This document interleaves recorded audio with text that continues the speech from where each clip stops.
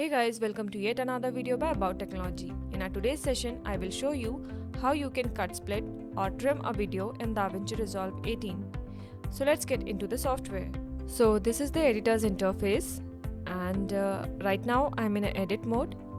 In the master area, I can import the clip that I want to edit. So I'll right click here and go to import media. Suppose I want to import this clip, so I'll click on it and open. Simply drag this clip on the timeline and first identify the area where you want to apply the cut.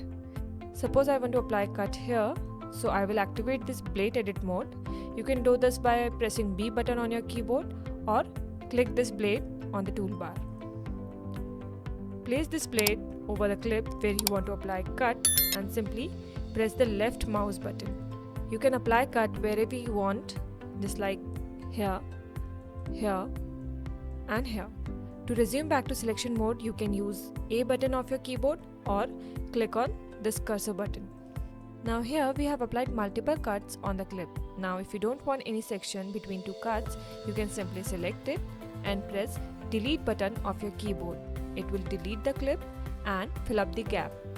If you don't want the gap to be filled up, then you can simply select the clip and press backspace button of your keyboard. It will leave the gap as it is. However, there is one more shortcut. Just place the playhead where you want to apply cut and simply press Ctrl/. It will split your clip into two halves. Now let's see how you can trim your video. Select the video clip that you want to trim. Now from either of its end, you can start trimming. What you have to do is hold the edge and pull the video inside. Similarly in this side, hold the video and pull the video inside. However, trimming this way leaves the blank spaces. Now if you don't want these blank spaces to be left, hold the cursor between the video and you can notice an open close bracket icon will appear. Just press the left mouse button to activate it, and in this mode you can trim both sides towards right or towards left just by moving your mouse right or left. In the timeline video, you can also get a preview of what you are trimming.